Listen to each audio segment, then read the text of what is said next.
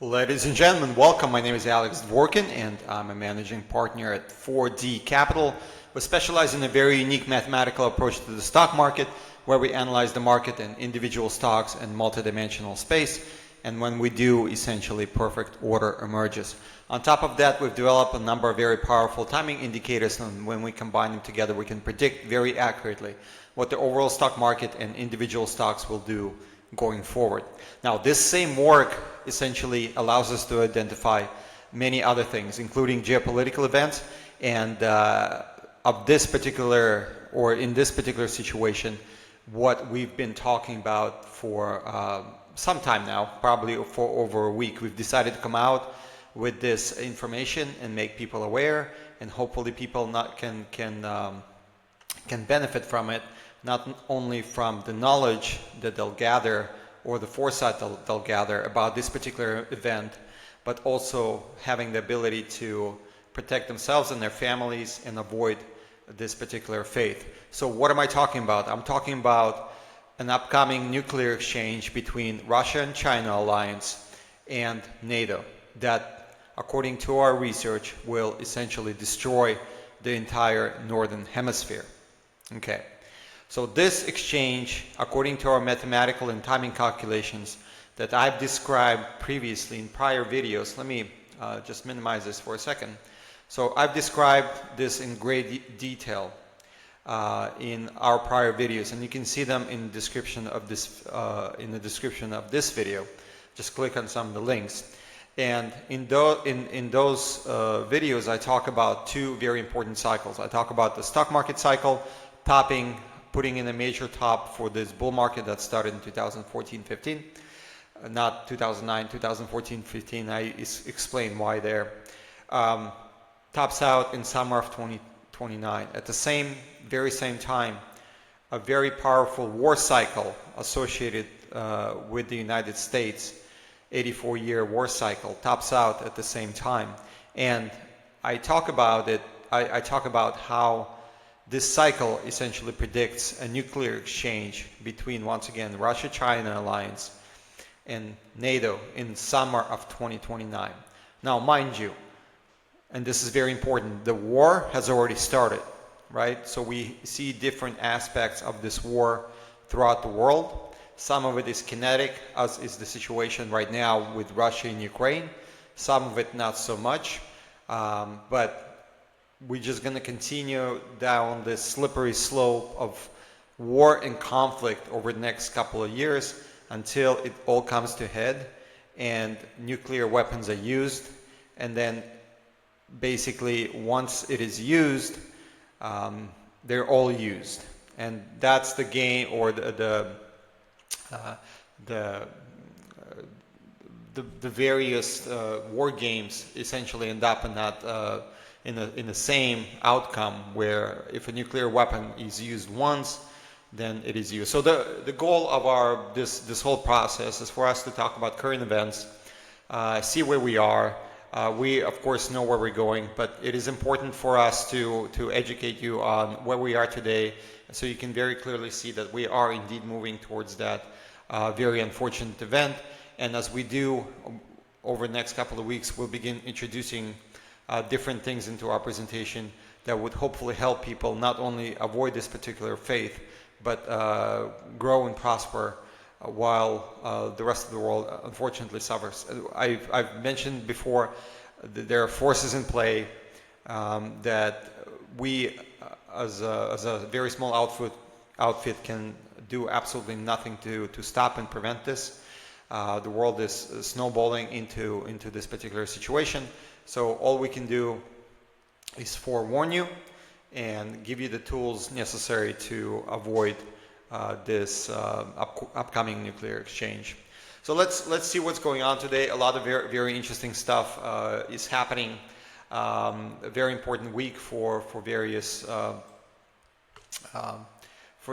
data points. Of course, we talked about over the last couple of days the situation with Tomahawk missiles, Trump, and how dangerous it is in terms of getting a conflict going with Russia jumping the conflict with Russia to the next level, where it goes from kinetic war with its proxy or with our proxy, the United States proxy Ukraine, to perhaps going into a direct conflict between Russia and the United States. So it's a very serious situation.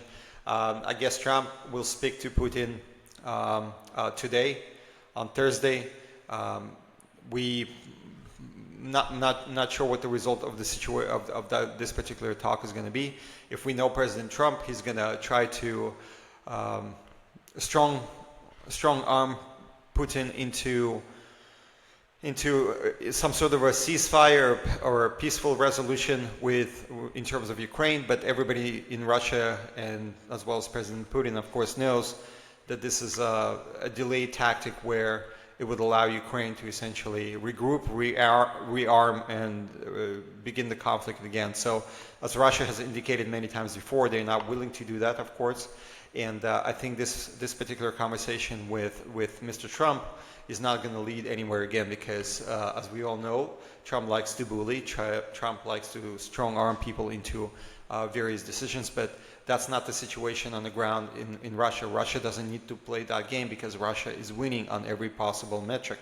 They're destroying the Ukrainian army. They're making significant progress across the entire front line, which is massive.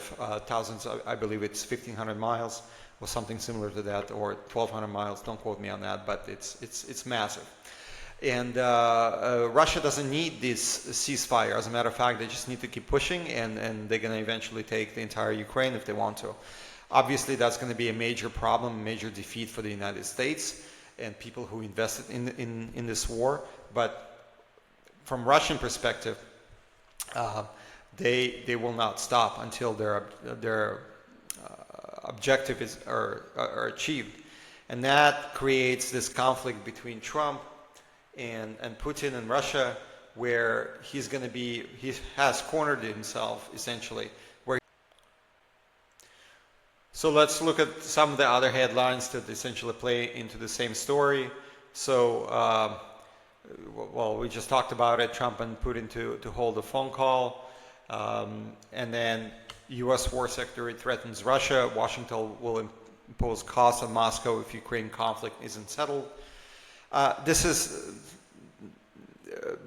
have you seen movie Idiocracy? This is what we're looking at. I mean, who is this guy essentially to threaten Russia? Russia is not Iraq. Russia is not Iran. Russia is not any of those small countries that U.S. has been involved with over the last couple of years. Definitely not of it. I mean, let me show you. I mean, we have this in our book, but Russia has over 8,000 nuclear weapons. Okay, half of that is needed to blow up this planet into the next dimension. So it is absolutely idiotic to threaten Russia.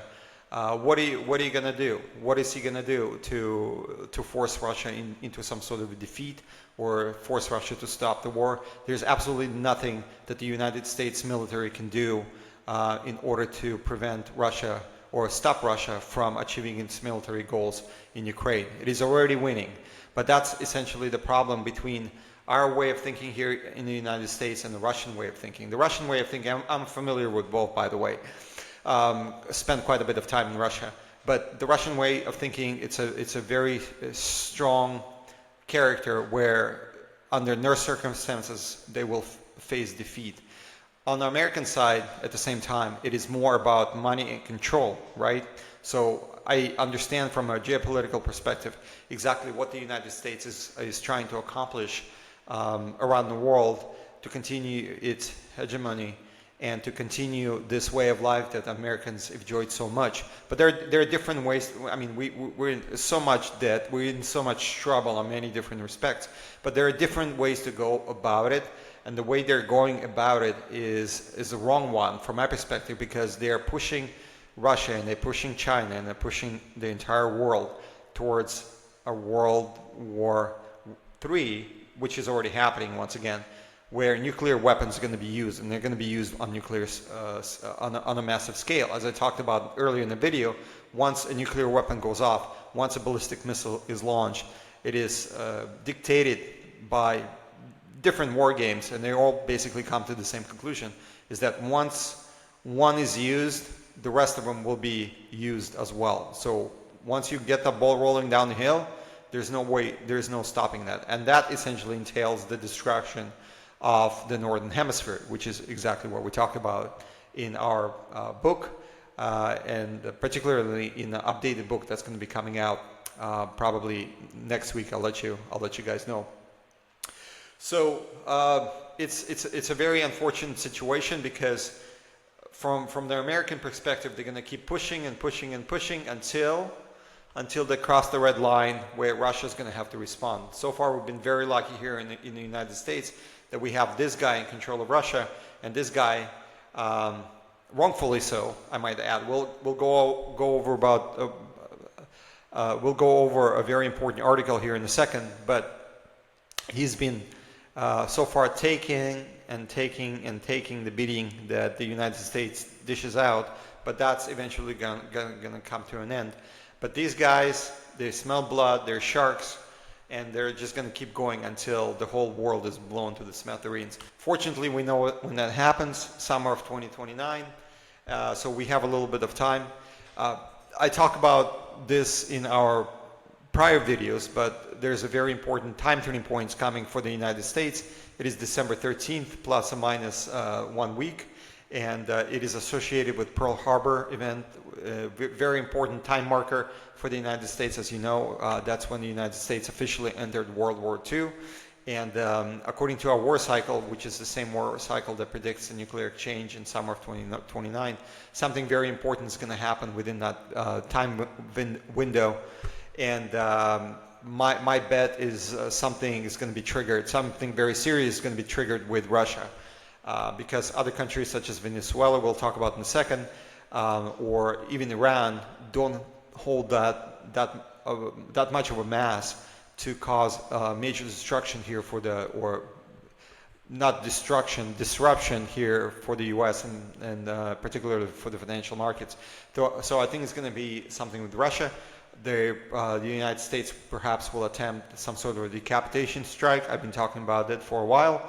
And when they do and fail, even if they don't fail, there's going to be a significant response from the Russian side, perhaps even using nuclear weapons on some of the American bases in the European theater or perhaps somewhere else. So it's going to be very interesting to watch what develops over the next couple of weeks or even, well, a couple of months, but actually we're going to be within the margin of error of that particular time turning point as soon as 4 weeks from now. So it's a dangerous time. Fools in play. That's all I can say about this particular article. Let's see what else. Let's just go very quickly. So NATO hawks itching to shoot down Russian planes. Nothing new. I mean, they want war. NATO, the US, the European Union, they want war with Russia. Insanely, I might add, but if that's what they want, that's what they're gonna get. But by the way, the reason I'm using a lot of RT is because this information is not being propagated through the regular media here in the United States, so it's nowhere to be seen. So Russia won't team up with U.S. against China. Lavrov. This has been our prediction since 2014 in a book that we've written at that time. This book that I showed you earlier. By the way, it has been prophetic. Everything that we outlined in that book has happened up until now. The latest update we're going to be released next week is going to take us from today into our anticipated nuclear exchange. So that's going to be interesting. But essentially, Russia and China will fight this war against the United States and NATO together. As you can see, they've come together already. The only piece that's missing that I talked about in 2014 book is mutual defense pact. They've kind of signed a derivative of that, which is not as strong, but I believe they'll sign an all-out defense treaty with each other before the actual hot war kicks off or before nukes fly. Doesn't really have to be that way, but Russia and China will fight this war against the United States together. It is obvious at this point. Okay, so Alaska process not finished. Lavrov. This is the foolishness of the Russian side. They believe that talking to the United States will solve any and all issues that they currently have. And it is obvious to a child, I think, at this point in time, that the United States is not interested in talking to Russia. The only interest the United States has is the complete defeat of Russia, and I guess the Europeans talked about it before, where the plan on the table was to defeat Russia, force change of government, and then break Russia into little parts so they can be more easily controlled, and then essentially rape it for the resources that it has. So that's the plan of the United States and the West and NATO for Russia. And I do not understand why the Russian side, while they're either stretching out the timeline, which is possible in preparation for this war, or they actually believe that any sort of a dialogue is possible with the United States. And sitting here in the United States, I can tell you that it is not. Okay, so the people in power, the people in government, these think tanks that they have, what they want to defeat the Russia, and they believe they can force the change of government within Russia by delivering some sort of a defeat in Ukraine. They're going to keep pushing until hopefully something breaks in Russia. That's their hope. Now, we see no evidence of that on the ground. We see immense support for Putin and his government, and I don't think, outside of a decapitation strike against Russian government, I don't see that as a possibility at this point in time. I mean, look at this. I mean, Trump says India agreed to stop buying oil from Russia. Whether or not that's true, that's just news coming out. We'll see. We'll see the details of that as well. Details are very important, right?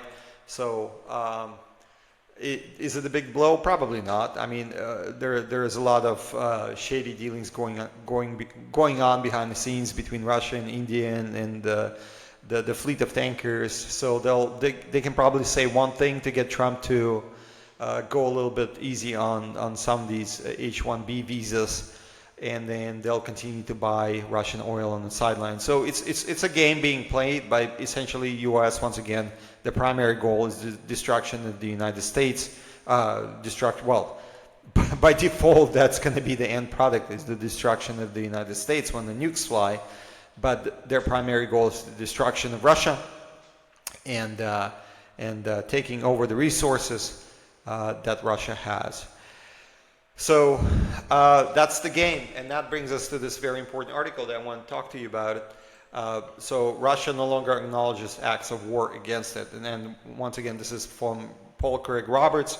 I kind of agreed with his assessment back in the day, but now I'm fully on board with his line of thinking, and I agree.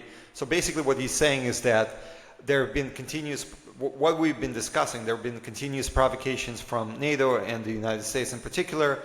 They're providing guidance for the attacks that Ukraine is delivering against Russia in its energy infrastructure, oil facilities, etc. So basically, it's a direct war with the United States at this point in time. What Paul Craig Roberts talks about here is that Russia is losing the red line associated with this particular conflict. They should have struck back. They should have struck back hard at prior times, but because they keep taking these strikes, the people in the United States, or the people in the United States government, the ones behind this drive towards war, are becoming bolder and bolder and bolder. They're seeing that Russia is not responding, and because of that, they continue to push the envelope, as we see with Tomahawk missiles at this point in time. I mean, this is crazy talk. I mean, sending Tomahawk missiles to Ukraine, which is what's going to happen most likely after Trump talks to Putin today, and he's going to get a no, and he talks to Zelensky tomorrow, and he's going to get, give us missiles, and you're going to get a victory. We end up in a very dangerous situation. That brings us into that December time turning point. Okay, so so as this red line is being pushed and pushed and pushed, I think the conclusion that Paul Craig Roberts comes up with is dead on accurate. So he says there seems in Russia to be no understanding of the situation or of their enemy. Consequently, war is unavoidable. And I would essentially agree with that composition, and I would add that a nuclear war is unavoidable, because at some point Russia is going to be pushed, well, they've already been pushed into the corner, but eventually they're going to be pushed to the point where they're going to have to respond, and the response is going to have to be significant.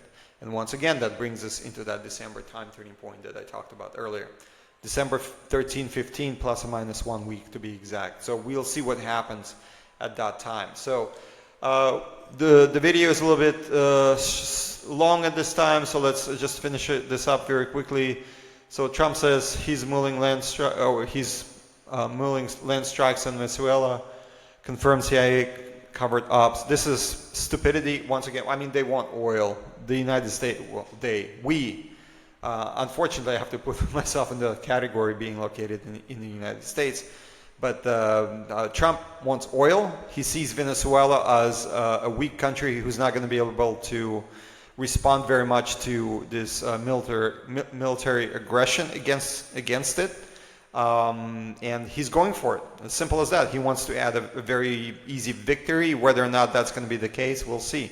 I mean, Russia is definitely not Venezuela. It's a much more difficult operational situation, but perhaps he's going to be able to get the regime change in Venezuela after bombing it for, well, he's been blowing up some fishermen, apparently, on fishing expedition that he claims to be cocaine runs, but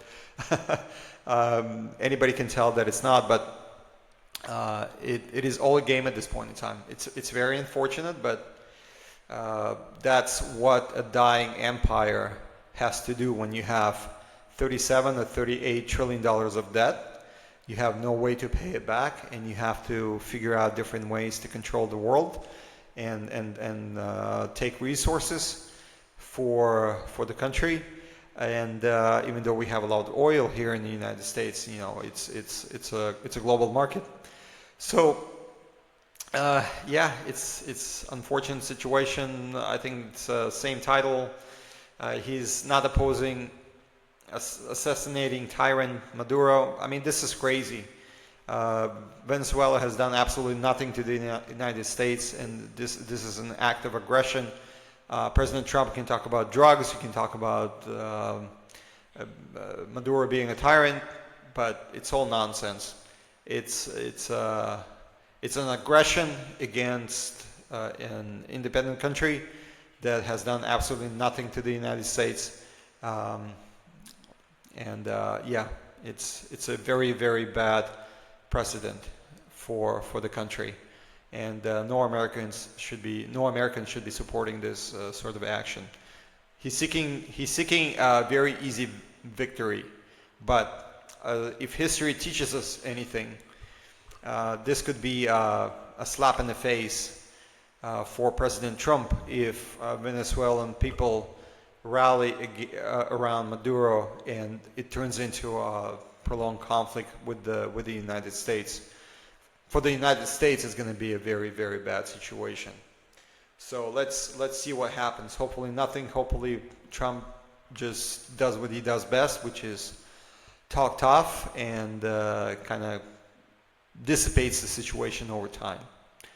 So and finally, Trump is pushing the European Union into the economic war with China, as the article indicates. Nothing new here, and the European Union is also reliant on rare earth minerals to sustain its economy, but the United States doesn't care. The United States is pushing EU into war with Russia. It is pushing it into energy dependence with the United States, and now into an economic war with China. So yeah, European Union is pretty much screwed big time. The problem is, it is obvious why the United States is doing it. The European Union has to think of itself at this point in time as a vassal state, which is kind of evident. And next in line after Ukraine. The United States is gunning for its destruction. It's going to use it to its full ability to wage economic war against Russia and China.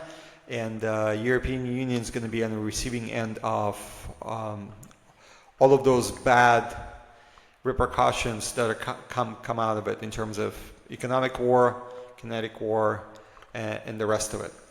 The miscalculation here on the part of the United States is that it's not going to blow back all the way across the Atlantic or Pacific, if you consider China. And I think that's a very big strategic mistake, because as our forecast suggests, nukes will fly in summer of 2029. And when that happens, it guarantees the destruction of the European Union, it guarantees the destruction of Russia, of the United States, of China, basically the entire northern hemisphere. It's what has been prophesized in many writings, including the Bible, the book of Revelations, and yeah, so that's coming down the pipeline. That's seal number six is what I'm talking about in terms of book of Revelation. That's going to be the nuclear war that I'm talking about. And now, luckily or unluckily, you have the timing, and you have to decide for yourself whether or not there's anything you want to do, or you just, a lot of people just kind of go with it and say, well, okay, there's nothing to do, we're just going to have to deal with it. Well, there's not much you can deal with, but for those who would like to prepare, the book that we're going to release next week is going to be of great help. So that's it for today. Thank you very much for your time. We'll be back with another update tomorrow. Bye-bye.